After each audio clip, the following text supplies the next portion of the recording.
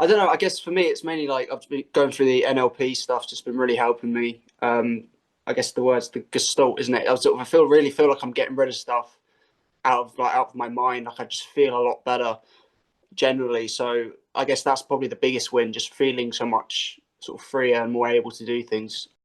Welcome to the Unapologetic Man podcast, the only podcast that's all about self-improvement, confidence, success, women, and being a man without making any apologies for it.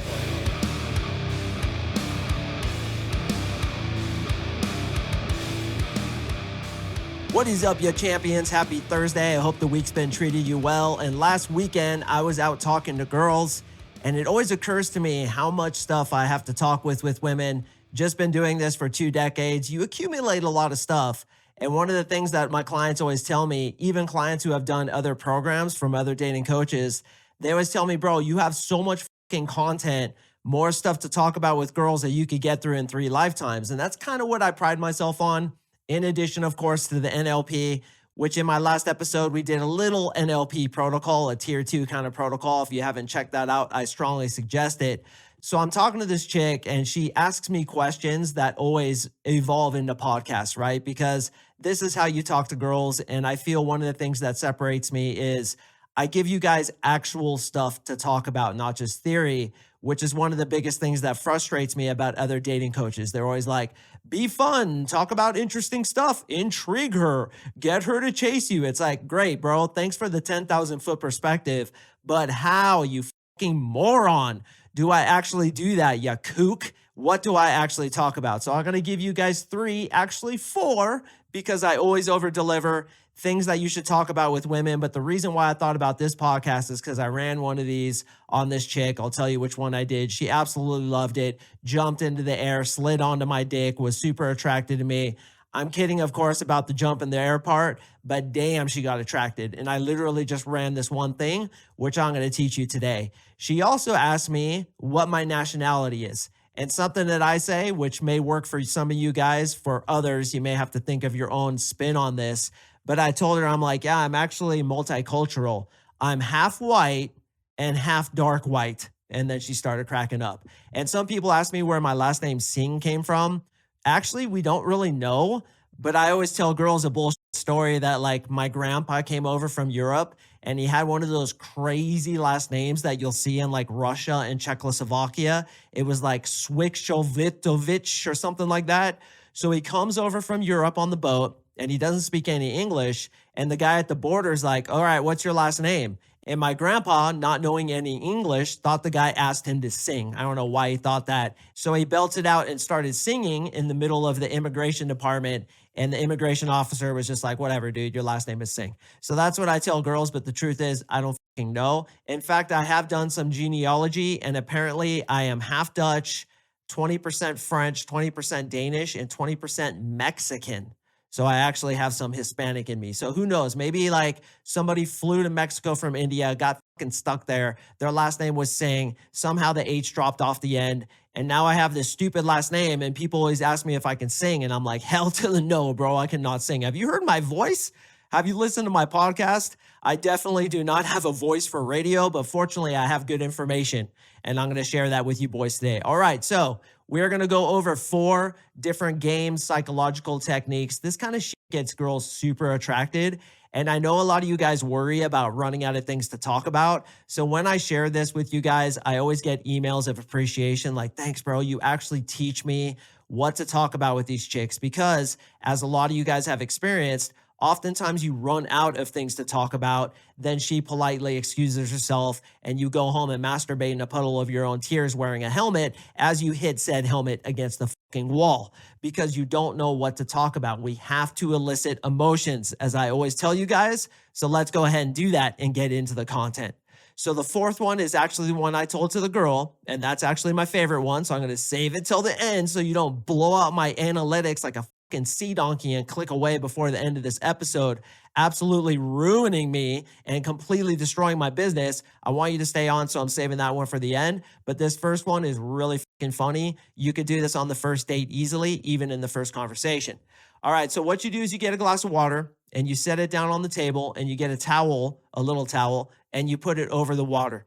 And you say, so hey, I'm going to drink that full glass of water without touching that towel. And she's like, are you serious? You'd be like, yeah, I'm going to drink that entire glass of water. I'm not going to touch the towel. Do you know how I'm going to do it? And she's like, no. So what you do is you grab a straw. And if you don't have a straw, you could just do this with your mouth. And you kind of go under the table and you push the straw into the underside of the table. And then you start sucking and you go, done. So she thinks that somehow you went from under the table and drank the glass of water. Now, obviously, this is impossible, right? Here's the trick. You want her to grab the towel to try to see if the water is gone. Once she takes the towel away, you grab the glass of water and you drink it. And you did what you say you were going to do. You drank the water without touching the towel. She's the one who touched the towel. And if you don't have a straw, what I'll do is I'll like go into the table and like push my lips up against the table, just make sure there's no boogers under there or somebody's old piece of gum. And then just be like, all right, it's done. Check it out.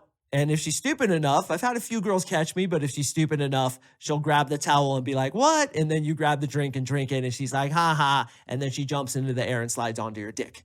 All right. The second one is really good. It's kind of like a cold read where you're going to tell her about her personality. When it comes to cold reads, you reading her personality, you telling her certain things about her disposition, you revealing things that you know about her, even though she never told you about those things, this builds a ton of attraction. So I got a lot of emails a few weeks ago when I did my handwriting analysis podcast, and that's because girls absolutely love this shit. Anytime I've run handwriting analysis or anything like I'm going to teach you today on girls, they get super attracted. And yes, boys, jump in the air, backflip, gainer right onto my dick. And it's going to happen to you as well. All right. So this one's called the first memory trick. You're simply going to ask her, what's the very first memory you can think of as a kid? And I want to ask you guys this question because I'm going to run you through it. So me, surprisingly, and I swear to God, this is true, I remember walking. And me having a kid myself, my kid started walking at like 1 year old. And you always hear that your first memory isn't until you're like 5 years old. I swear to God, I remember it. And here's what happened. And my mom confirms this. I was in my room and I was practicing because I wanted to reveal my new skill set to my family and really blow their minds. And this is so how I am. It's so my personality. I like to like master things and then show people like, oh, my hard work. So I remember walking through my room and going from the crib to the bed. And then I started eating shit. I like tripped over my foot or whatever. And I remember grabbing onto this bed. It was like this yellow bed sheet, yellow 70s, makes sense. It was like this yellow bed sheet.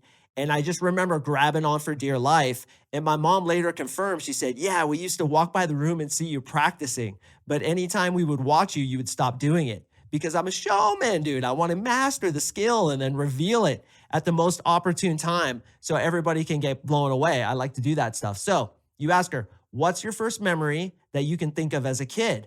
And as you think about your own memory, I want you to know that the read that you're going to do on the girl and you can do on yourself right now is early memories often reflect core emotional themes, such as abandonment, freedom, safety, etc. So you could say something along the lines of, it's wild how our first memory is usually symbolic of how we move through life. That memory that you just told me says you probably deal with, and then you insert the general theme, control issues, need for validation, craving stability, etc. Doesn't that hit? So your first memory, bro, what is it? What does that tell you about yourself? Using my memory as an example, it reaffirms the truth that I like to practice shit and reveal it because probably I care about what people think about me. So if you really dig deep down into why you have this memory, you're probably going to find that it's true about your personality. And as I always tell you boys, whenever you do these cold reads on these chicks, whenever you analyze their personality, etc., you always want to make it a good thing.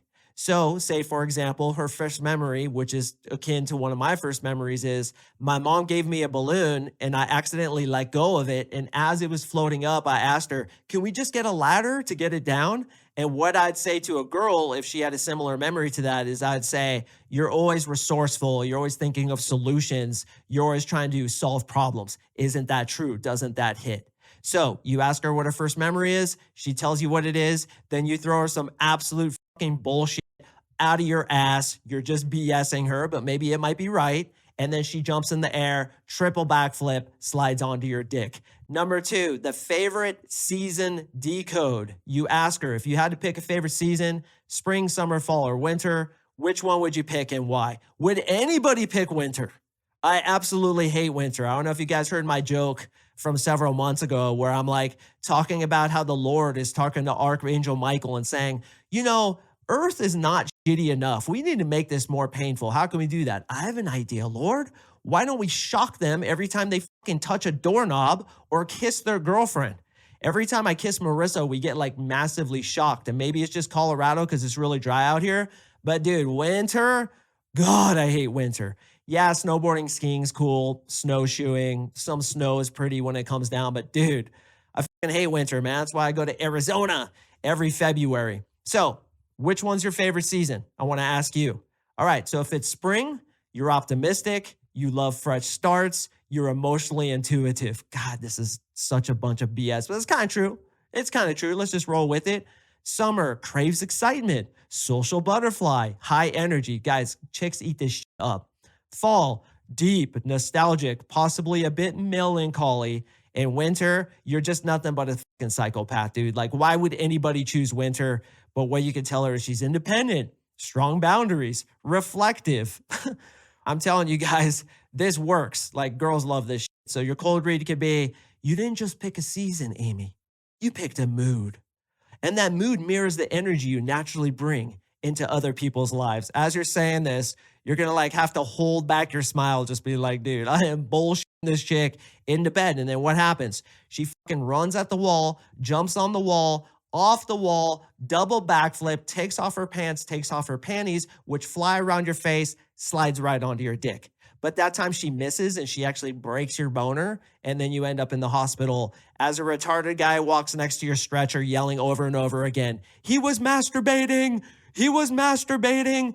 If you get that reference, it's from the movie Something About Mary. Definitely one of the all-time funniest movies ever made. Fucking genius. Remember that part? He's like, he was masturbating. Dude, he's getting wheeled out. God, that movie's funny. If you guys haven't seen it, some of you young bucks maybe haven't seen it. It's from the 90s. So funny. Go watch that tonight. And Cameron Diaz, smoke show, dog. That chick's almost a 10 in my opinion. Very solid 9. All right, and the last one, boys. The 3 animals game. This is the one that I ran on that chick the other day. And she's like, oh my hell, what's your phone number? And I'm like, blow yourself out, you fucking sea donkey. I've got a girlfriend and she's way harder than you. But it was fun talking to you. Now kick rocks with your head down. Don't let the door hit you with the good Lord split you, you fucking sea bass. So what you do is you have her name 3 animals. Your favorite animal, your second favorite animal, and your third favorite animal. So I want you fucking kooks to do that right now. What's your favorite animal, bro? I know it's one of those monkeys with the big ass pink butthole because you think about getting your dick into it, you sick motherfucker. But really, what's your favorite animal? What's your second favorite animal? What's your third favorite animal? All right, here's the psychological read. Your first favorite animal is how you see yourself. So if you pick the sloth, that's because you're a lazy son of a bitch and all you do is sit around watching Netflix and masturbating. What's your second favorite animal? That's how others see you. And your third favorite animal, who you really are deep down. So I'm going to tell you my 3 favorite animals. Straight up, my favorite animal is the flying fish. Why? Because that motherfucker says, look, I'm a fish. I'm not going to just walk. I'm going to fly, you fucking sea donkeys. And then he flies out of the water, something you would never expect a fish to do. I absolutely love those bastards. I've actually been hit with one once when we were out on the open seas. They got chased by some marlin or something. And they came up and flew into our boat and I got hit on the arm by one. And I was like, yeah, that's my brotendo right there. The flying fish. My second favorite animal is the lion, the male lion, because he kicks ass and takes names. My third favorite animal, probably a dolphin, dude. Especially those dudes that do the flips and shit. They seem pretty happy, right? Those guys seem pretty pumped on life. I think that's my third favorite animal. So what's your 3 favorite animals, dude? The first one, again, how you see yourself. Second one, how others see you. And then the third one, who you really are deep down. So here's the cold read. And we're going to use my 3 favorite animals just as examples. So you're saying, that's interesting, Kelly. So you want to be perceived as a flying fish, but you're seen actually as a lion, strong, independent, powerful. But when no one's watching, you're actually a dolphin. You're playful. You just want to have fun. Guys, girls love this shit. The chick who I was talking to, her favorite animal was a fucking dog. And I'm like, what an idiot. And her second favorite animal was a monkey. And then I think number 3 was a bunny rabbit or some shit. So I just pulled BS out of my butt, told her what she wants to hear, read her personality. And seriously, guys, she got attracted just that quick. A lot of the issue that you guys have is that you have nothing to talk about. This is where you need to get these in. So to remind you of the 4, going over them very quickly again. Number 1, drink a glass of water. You put a towel on it. You get her to take the towel off. You drink it. Number 2, the first memory trick. What's your first memory? What their answer is symbolic of how they move through life, what it tells me about them. Number 3 is the favorite season decode. You ask her what her favorite season is, and if it's winter, you just fucking push her right off the balcony. Like, just fucking shove her until she falls off the 3rd story. That's just what you do. Winter, horrible, man. And the Lord has said unto them, I will shock them each time they touch metal, just to make that winter a little bit worse. And then the last one's a 3 animals game. What's your favorite animal? Second favorite animal, third favorite animal. First one's how they see themselves. Second one's how others see them. And the third one, who they really are, dude. So cheesy, but so effective. And gentlemen, if you tell your friends about my podcast, I am going to give you a bunch of perks. I've been talking about my perks program in addition to my 3-month coaching program. Over the last several months, I'm trying to get guys to do this, and a lot of guys are doing it. And boys, I sincerely appreciate that. So as I said at the top of the show, I've been accumulating stuff for 2 decades. And I remember back in like 2005, I did a massive search on like funny one-liners to tell the chicks, right? And there was nothing. The only one I found was, we need to get you a sippy cup. So I went to work creating my own, and that's how I created the Conversation Sniper, which gives you over 150 deadly one-liners for building attraction, such things as, you and my grandma should totally go pick up guys together, stand down, Sergeant Hater, relax, Captain Negatron, if you are smart, you know you're dumb, you need to shut up when you're talking, and then pointing a phone at her and trying to turn down the volume. And she's like, what are you doing? And you're like, I'm just trying to get you to be quiet. How do I do that? And there's 150 of those lines, boys. If you just tell friends about the podcast, or even leave a review of my podcast on iTunes, on Spotify, subscribe on YouTube, which is growing slower than pond water because I've been sandboxed. The other day, I got an email from a dude. He's like, Mark, I don't get it. Your information is so awesome, but you're so unsuccessful. You have no views on YouTube. And I'm like, look at my fucking Spotify, you canyon mule. This thing's the biggest dating podcast for men. YouTube has sandboxed me. I'm actually going to get on an app called Rumble, and I'm going to ask you guys to join that once I am. But yeah, YouTube sandboxed me. So if you could like videos there, comment on them, subscribe, I'd really appreciate that. But boys, talking to girls about interesting shit is going to make them fucking go up to the 10th floor, jump off the 10th floor, quadruple backflip, swan dive, open legs right onto your dick, because that's how attracted it gets them. So guys, please help a brother out. Tell your friends about my podcast. It's good quality content, nothing to be ashamed of that you're listening to a dating coach, but instead something to be proud of, because you're trying to build yourself up and you want to help your boys too. So please tell them about it. Email me at coachmarksing@gmail.com and I will send you all that cool shit, including the Conversation Sniper, 3 texts to build massive attraction in women, Guide to the Female Orgasm, and a myriad of different masterclasses, courses, templates, cold reads, the whole lot of it, gentlemen, to get girls insatiably attracted to you. Insatiably, that was good. I like that. Keep it in there, Liam. All right, boys, I do appreciate you listening. I drop podcasts on Mondays and Thursdays, so please stay tuned for the next one, and I will see you in the next episode.